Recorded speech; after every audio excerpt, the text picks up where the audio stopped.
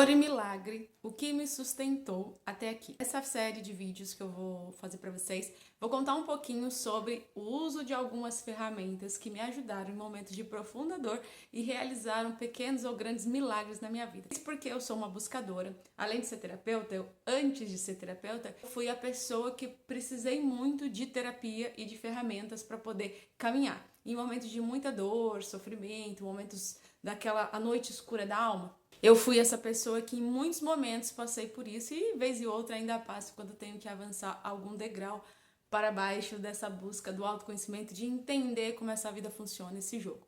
Eu não dominei ele completamente, então sigo aprendendo. Mas vou dividir com vocês aqui algumas ferramentas que me sustentaram, que me deram esperança, que me trouxeram pequenos ou grandes milagres que me puderam fazer continuar acreditando de que valia a pena continuar buscando, me entendendo, aprofundando dentro do autoconhecimento e da espiritualidade. Então será uma série de vídeos, a princípio serão 4, porém, pode ser que eles vão além, já que eu já experimentei muitas ferramentas. Aqui eu elenquei as ferramentas que eu mais uso e as que mais trouxeram resultados assim visíveis, inquestionáveis na minha vida. Então vamos começar. Eu vou começar sempre dizendo para vocês aonde eu estava quando essa ferramenta chegou para mim.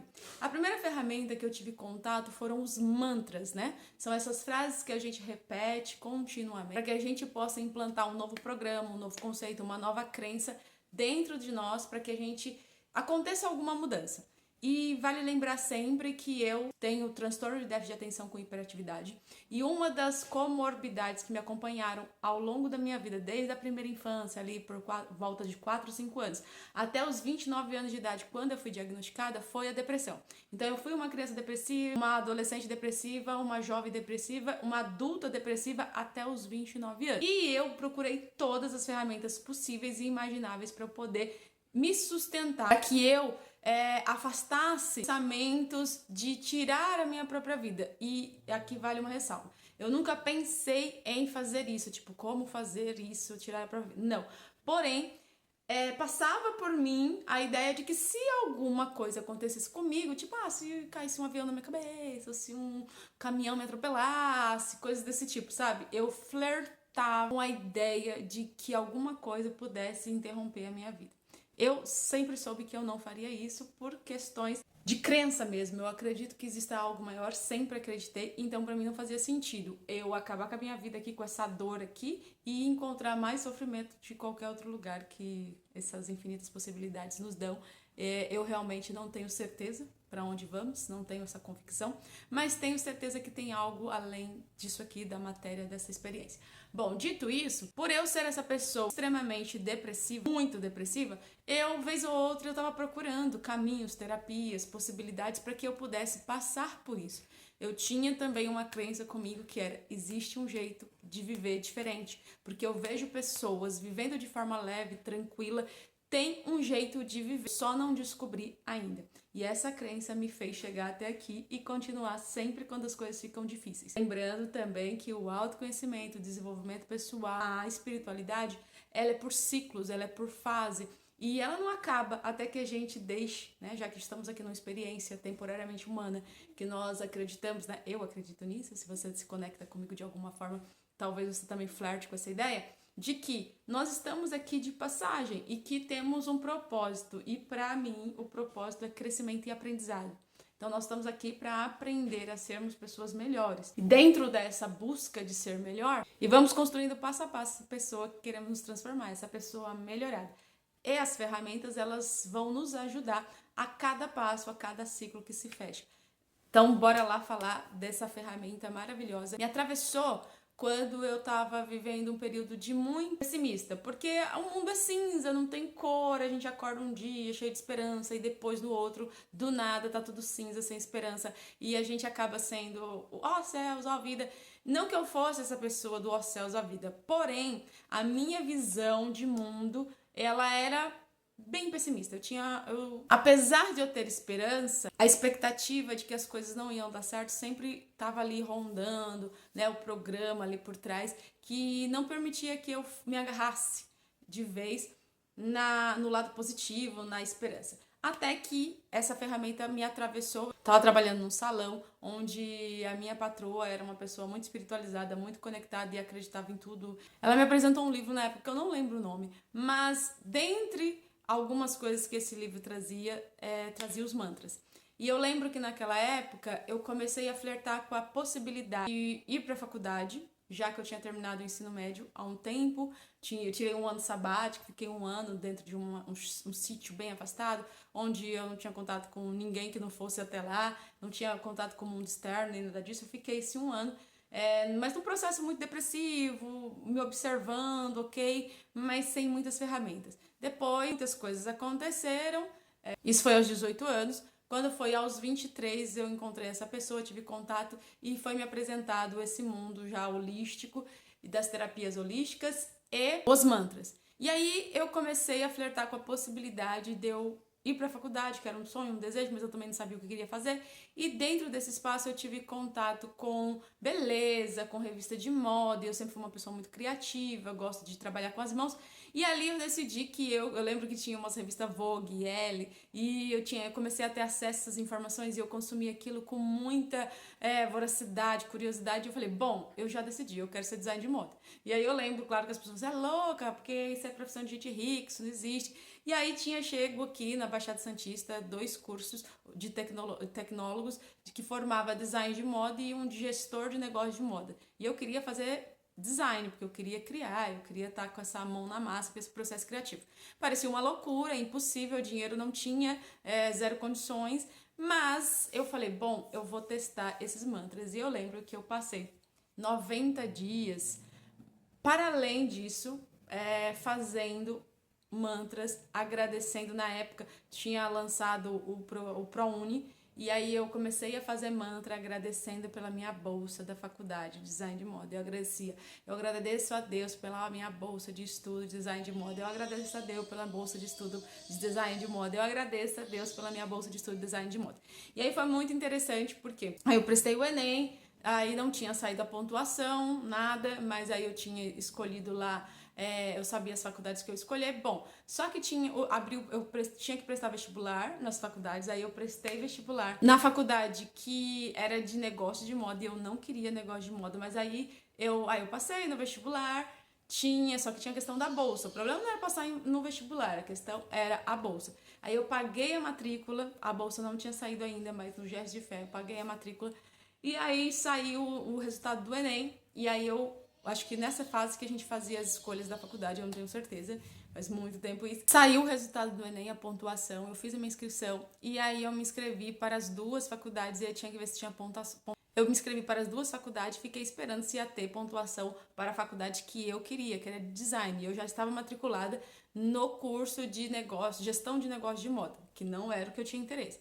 Mas acreditei. Quando saiu os resultados, que eu tinha sido aprovada na faculdade que eu queria, eu fiz a transferência, inclusive recebi o valor da matrícula de volta, o reembolso, me matriculei na faculdade. E aí foi muito interessante, cursei a faculdade, coisas aconteceram no meio da faculdade, mas eu fiz esse mantra, que eu me lembre. Eu não lembro se foi mais que 90 dias, mas eu sei que eu fiz pelo menos 90 dias. Na época eu não conhecia o Japamala, nunca tinha escutado falar do Japamala. Isso, gente, tem 19 anos, né? Foram 19 anos.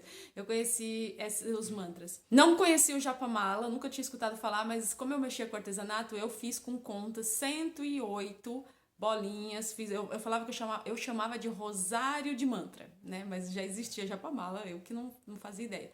E aí eu fazia 108 vezes. Eu lembro que eu ia pro trabalho. Eu ia pro trabalho e o caminho do trabalho era o tempo de eu repetir 108 vezes aquele mantra. E foi a primeira vez que eu vi o resultado de uma ferramenta e eu fiquei encantadíssima.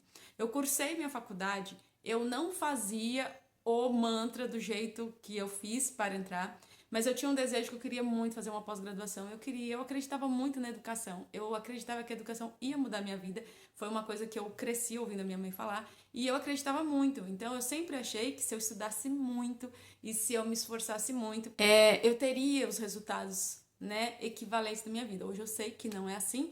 até porque eu até hoje ainda não alcancei os resultados equivalentes aos meus esforços. Eu sei o porquê disso hoje, antes eu não sabia, hoje eu sei. Então eu trabalho para romper algumas crenças, algumas barreiras emocionais, questões sistêmicas, questões kármicas, inclusive depois eu venho falar aqui sobre o meu mapa astral, sobre o meu mapa cabalístico, sobre a minha missão de alma, os meus karmas, enfim, eu vou falar disso. Mas aqui hoje vamos falar dos mantras. E eu lembro de passar a faculdade inteira dizendo que eu queria muito fazer uma pós-graduação. Fiz minha faculdade de moda, embora eu não tenha mantrado com o meu rosário de contas 108 vezes, eu passei a faculdade inteira dizendo que eu queria fazer uma pós-graduação. E eis que na minha formatura, a formatura essa que eu não fui, na época porque eu não tinha dinheiro para comprar uma roupa nova, e eu falei, meu, é uma formatura de design de moda, e eu me recuso a ir igual a uma mendiga, que eu já fui a faculdade inteira igual a uma mendiga, eu não vou. E eu não fui, né? Me arrependo, deveria ter colocado qualquer roupa e ter ido, mas enfim, naquele momento eu não fui, mas isso também é um sintoma meu de não comemorar as minhas conquistas. Falaremos disso em outro momento. Não fui para minha formatura, só que quando deu 11 horas da noite eu recebi um telefonema das minhas colegas empolgadíssimas dizendo: Linda, você devia estar aqui, você foi homenageada como melhor aluna do curso. E também foi para mim, nossa, uma mudança de perspectiva, porque eu cresci por conta do TDAH, eu nunca fui uma boa aluna, apesar de eu saber que eu tinha potencial para. Mas o TDAH nunca me permitiu ficar bem no ambiente escolar, sempre achei um ambiente escolar pouco criativo, muito opressor, e eu nunca me adaptei, então eu era uma aluna muito difícil, custosa, como eu costumo dizer. E na faculdade eu descobri que eu era uma boa aluna e que eu gostava de estudar. Foi ali que eu descobri que eu gostava de estudar. Que não é que eu não gostava de estudar, eu não tinha interesse naquilo que a escola me ofertava. E quando eu encontrei a minha área de interesse, eu me descobri uma estudante, uma boa estudante. E aí eu recebi uma placa de melhor aluna. E junto com essa placa de melhor aluna, vinha uma bolsa de pós-graduação, que era o que eu passei repetindo na minha mente, mesmo sem mantrar. Falava que queria muito fazer uma pós-graduação, eu queria muito fazer uma pós-graduação. E isso aconteceu no final do meu curso. E aí eu percebi que eu tinha mantrado isso dentro dos 2 anos da faculdade, mesmo sem fazer de forma tão consciente, tão repetitiva, mas estava na minha alma, era um desejo da minha alma, era um sentimento que eu tinha, que eu queria fazer a pós-graduação, e aí eu fiz a minha pós-graduação, e foi maravilhoso. E essa foi a minha primeira experiência, e foram os primeiros 2 milagres que eu vivi com os mantras. Os mantras, de fato, eles são ferramentas incríveis, tanto para trocar crenças, se a gente tem algo que a gente acredita, a gente repetir o contrário daquilo, tanto para trazer para nossa mente, para o nosso corpo, o sentimento, a sensação de que aquilo que a gente deseja já existe. Uma dica que eu dou para vocês é sempre fazer o mantra no momento presente, como se você já tivesse recebido. Então eu falava: eu agradeço a Deus pela minha bolsa da faculdade, eu agradeço a Deus pela bolsa da faculdade, eu agradeço a Deus pela bolsa da faculdade. Aquele momento foi assim um arauto de esperança, foi muito legal, foi muito bom. E depois eu me desconectei dessa ferramenta por anos na minha vida. Depois eu simplesmente me desconectei e eu voltei a usar ela muito tempo depois. Hoje eu uso essa ferramenta sempre que eu preciso de uma mudança que eu não tô conseguindo avançar, sempre que eu tô com pensamentos intrusivos muito desafiadores, quando tem alguma coisa rodando aqui em mim que eu percebo que tem um pensamento repetitivo, que não é bom, que não é positivo, que não tá me gerando um sentimento bom, eu uso o mantra para contrapor e trocar por uns sentimentos melhores, por uma visão mais positiva. Nunca mais usei os mantras da forma que eu usei nessa época, acredita?